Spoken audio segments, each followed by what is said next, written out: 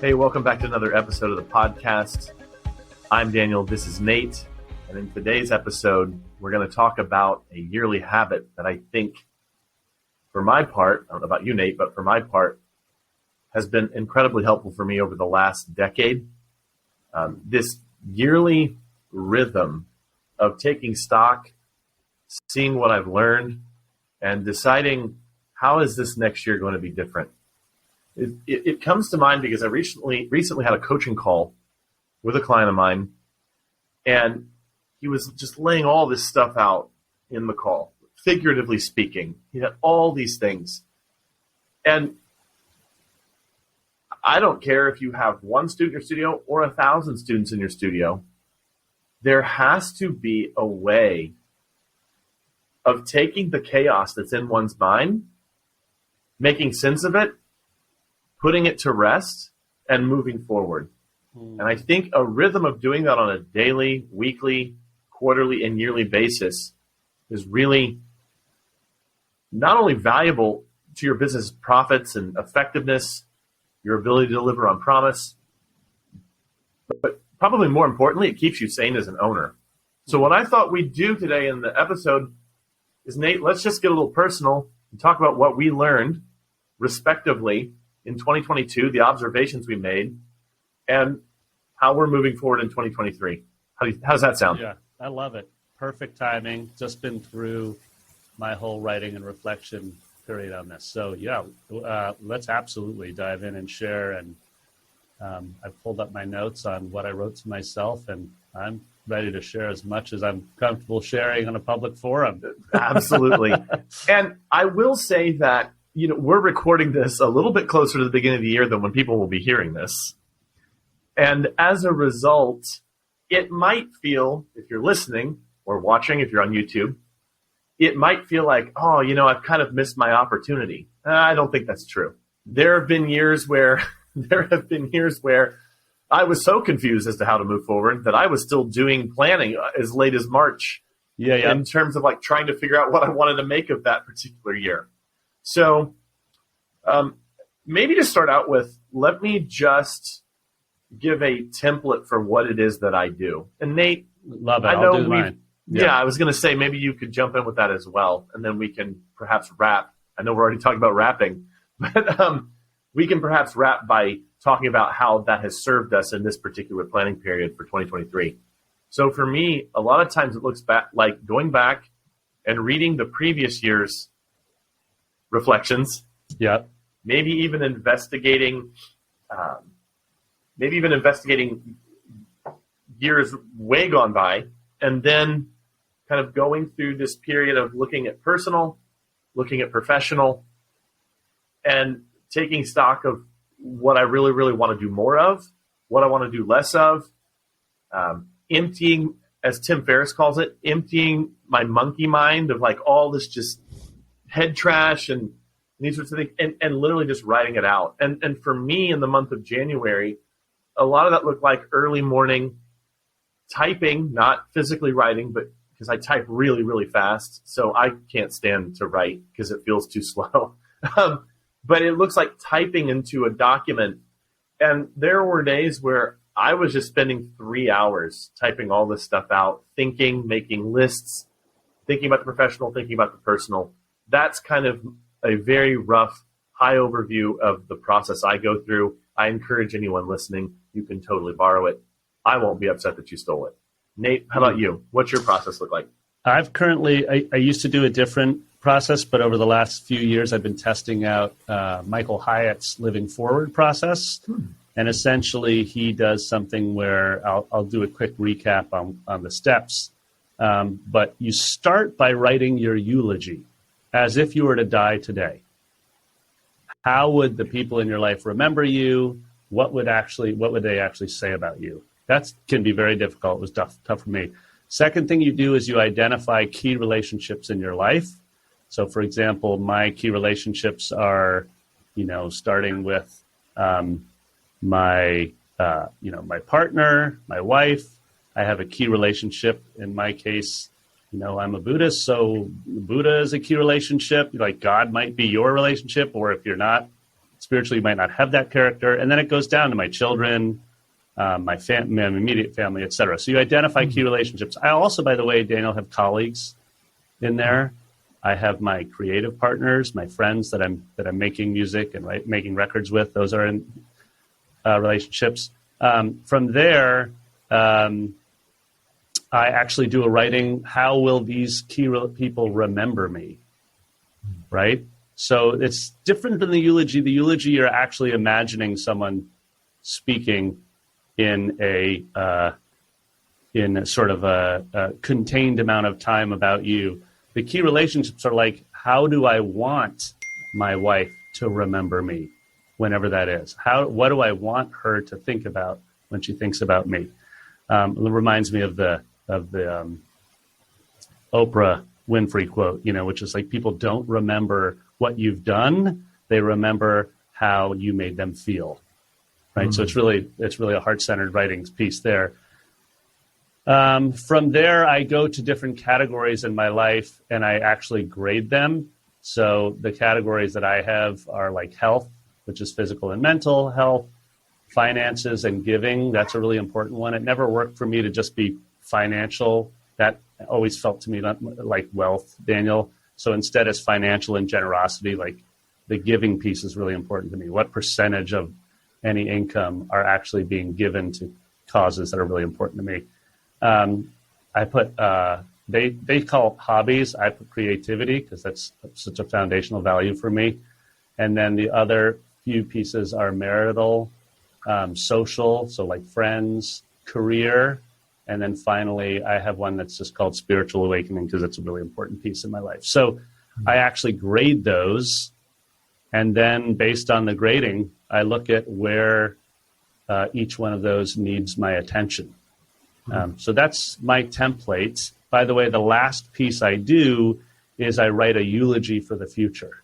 So let's say I were to develop the life that I hope, how would then people remember me? And I do a variation on that where I say, where will I be in 1 year? That's usually just like a page. It's not like long writing. And that can be a sort of achievement focused, but I don't mean that only in like, I'll make this much money. It should be a little deeper than that. But where will I be in 1 year and where will I be in 3 years? If I'm feeling inspired, I add a where will I be in 5 years? But sometimes I just run out of energy and I'm done reflecting and it's time to move on with my life. So that's my template. Hopefully people picked up on that. Yeah, for sure. I think the meta of all this is Nate's got his, I've got mine. You can go check out what Michael Hyatt's look like. Tim Ferriss has one that he published on his blog years ago. Almost every major figure out there has probably published this. I think less important than the form that fits most naturally for you, or if you even invent your own form, is just the fact that you do it. Yes. I think that reflective piece is really important, and I can see the consistency that it's created in my life by just committing to the habit. So this is where we're going to get a little more personal, Nate. And I think I'll start, if that's okay with you, or if that's what you prefer, and can just talk about something that I learned as a result of doing this practice. And I'm going to specifically choose something that I think will actually have value for everyone listening. I'm not just going to tell you something I learned about myself as I discovered myself in January.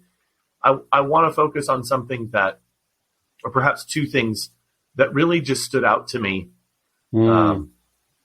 as I reflected over the past, and I'm going to say 7 years, and I'm going to explain why I say 7 years, and this past year. And then, Nate, if you've got questions, happy for you to ask questions or delve, and then we'll jump to you. And if I've got questions, I'll ask for you. So two things that really stood out, that of the many things that stood out to me, I think will have most value for those listening. First, we're coming up on 7 years of Grow Your Music Studio being in existence. And so one of the things that I chose to do this year as I was reflecting not only the past year, but also my life in general, was to go back and read my entire journal from 2016 and just look at where I was when I started this whole journey and where I am now. And I think the thing that stood out to me most was that all the things that I was setting out to do at that time, I did them. And all the things that I was struggling with that year were no longer struggles. What fascinated me, though, and what hit me like a ton of bricks, was that as I looked back at the goals that I had and the problems that I was choosing to engage with and the things that were taking up all my attention, whether they were obstacles or whether they were goals, was that I feel now in hindsight that I'd set my sights too low. And as I reflected on this, what I brought to the present was, if I could fast forward 7 years in the future and look at Daniel in 2023, would he also say Daniel was undershooting his potential at that time? Were his sights set too low? Were the problems that he was choosing to engage with, small problems, not worthy of his time? Because if I could go back with the perspective I have now, I would say that, Daniel, the things that you're choosing to wrestle with here, you should have just dropped those, tackled bigger problems, and had bigger problems to handle. The way that I think that could apply to those listening is that, and again, and I'm going to wrap this particular one with a thought, is that I will get on a call later today with the school owner, and a half dozen this week. It's literally a half dozen. And I hear, a lot of times I hear the same challenges over and over and over again, just from a different person. And the challenges that come up, I look at people that are farther down the road, and I look at how they're not even considering those as challenges, and they have just found a way to overcome and choose to have bigger problems. So it's that classic, and I'm going to botch the quote, but it's that classic idea of find a goal that is worthy of you. And I would just say, I would challenge everyone in the audience to have a higher goal for yourself, to think more of yourself, to believe in yourself more. And if you find that to be a challenge, find someone who can see something bigger for you. Daniel, I'm gonna ask you a question on that small problem versus large problem. Before I do that, I'm gonna recommend a book that I've just finished reading that addresses exactly what you're talking about, which is imagining something greater.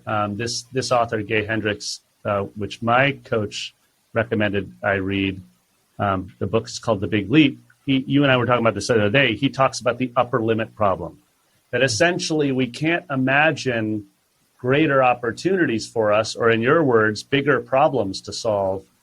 And so as a result, the moment we have sort of someone or some experience present something magical and big, we actually sabotage it. We self-sabotage and go back to limiting ourselves, right?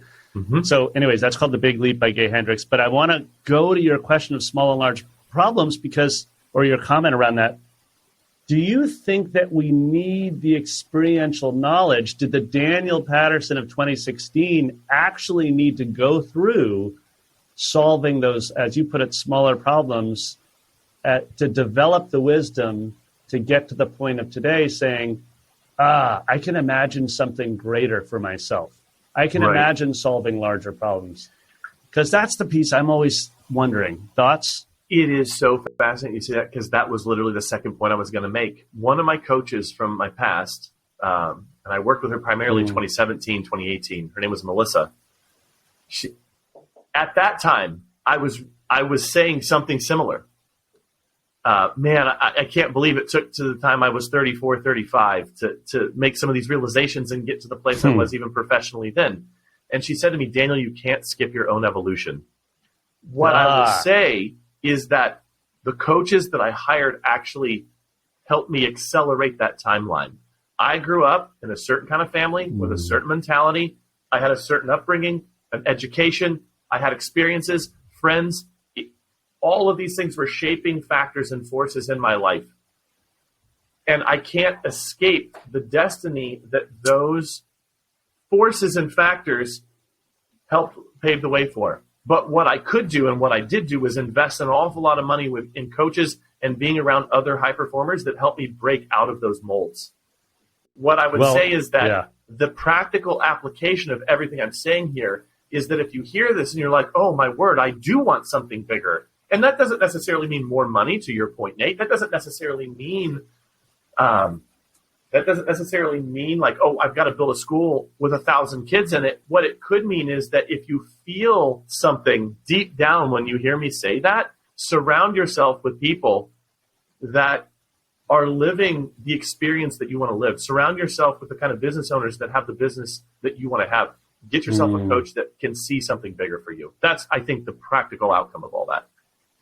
Yeah, I would. I like that you said surround yourself with the people because, like this morning, as you know, I go to the park with my dog Lulu, and there I am with my friend Bar, who's an old friend of mine, and we're running the stairs, and we're actually in the process of training for some tower races together. And he's just a friend that has always showed up to the park to work out with me for years and years and years. And I realized, like, at some point in my life, I was like, I want to put people around me who take their physical health. It's not like seriously. I just mean that want to show up consistently to take care of our body. And I was like, so there it is. And you talk a lot about how valuable like going to the gym is for you, et cetera. Like, I think those are practical examples, applications of what you're talking about. Start surrounding yourself with those friends and those experts that can I love the language you use, by the way, that accelerate your own evolution. You're not skipping steps. You're just maybe potentially moving a little bit quicker from stone to stone as you're crossing the river. Okay, here's some. I'm going to share. I'm going to limit myself to 2 insights, as you did such a good job, Daniel. I limited myself to 1. Like, I've got another whole 1, but I think in the interest of time, let's just hit 1 each. Yeah, I know. I don't want this to be. We challenged ourselves to do a 30-minute episode, so here we are. There was a couple of insights I had. I'm going to share some of my results of my scoring of myself. Just so that it's practical for people. The first was there's an area called lift.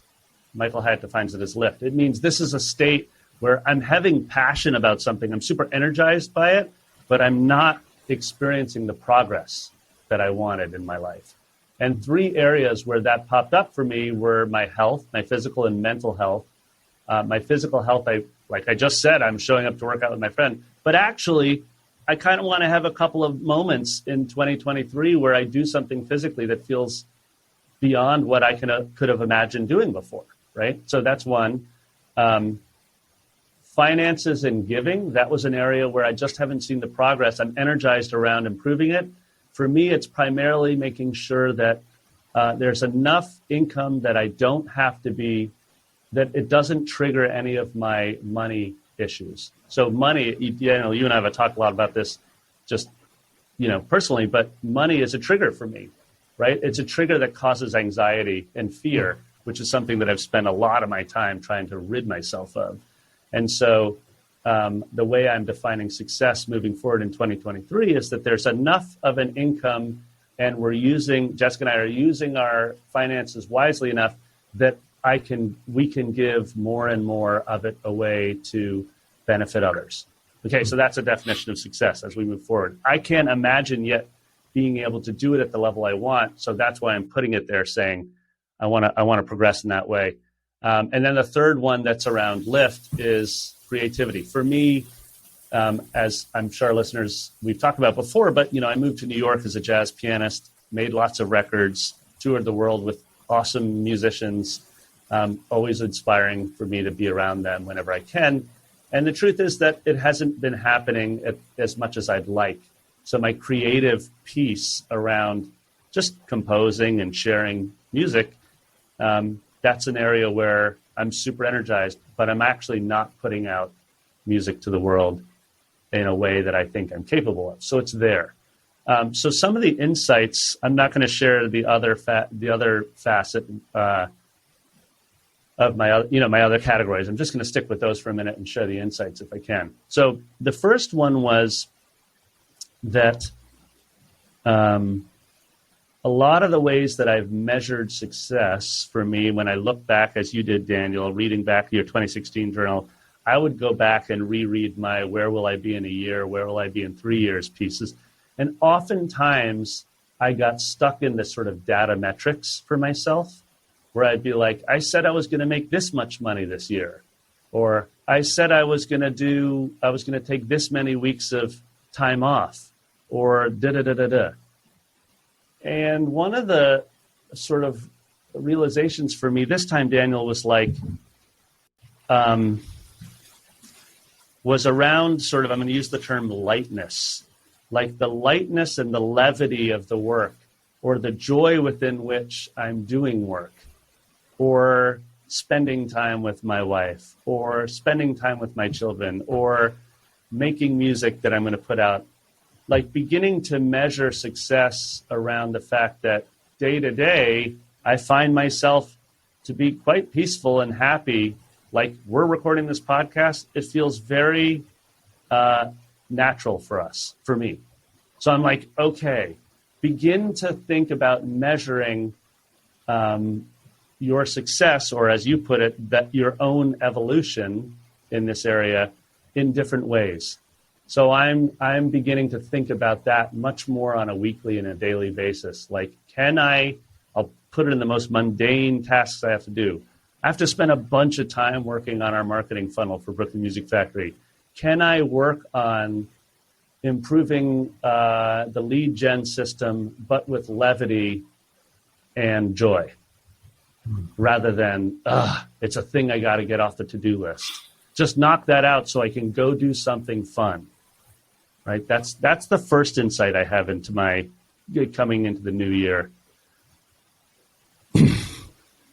The second piece was around something that I was having dinner with actually he's an adult student of mine. I've been teaching him for 12 years, and of course he's become a really close friend. And we spend a lot of time together. He's a really super successful filmmaker, and he's a great artist and sells these big, huge canvases. Anyways, we were having dinner together, and we were talking about this idea of wealth. And I was telling him a little bit about my money story and imagining, my own value. And he's like, and his comment was was a zinger for me, which is, he's like, Nate, there's so many ways to measure wealth. And it just sort of made me realize, and it's connected to my lightness piece, which is like, Daniel, going into the new year, I'm recognizing that I need to expand my definition of wealth beyond the sort of obvious pieces that we think about. Like, the most obvious is like, we talk about like, what is your personal net worth? Like that kind of stuff is just, that's the most obvious version we're beat over the head with every day. But also like, are you debt free? Are you being paid? You and I were talking about this the other day about hourly. Are you making hourly what you think you're worth, et cetera? And my friend Marcus was just saying, like, he's like, Nate, I think that you have the opportunity to expand your definition of wealth. So I'm thinking a lot about that around like energy. Do I have an abundance of energy? Do I have an abundance of friendships and connections? Like the list goes on and on. But that's what I'm working on. I don't have answers and solutions right now. I have a reflection, as this episode said. My reflection is, hey, this is a real opportunity for Nate as to redefine wealth. Or not redefine, expand my definition of wealth. So that's me, Daniel. Those are the two sort of metas coming out of it, and then a couple of specifics. This is a little bit more of a personal episode. Some reflections that we've both had the past year, and I think also highlighting just that process that I honestly believe everybody should have. To run a business, I do think you have to be more intentional. You have to be more purposeful than the average person. And one of my missions as a coach and as just someone who's been doing this for a while is to give other folks tools that I have personally benefited from and seen benefit a lot of people that I've worked with. Leave a comment wherever you're watching or listening to this. Shoot us an email, hit us in the contact form, and we'll see you in the next episode.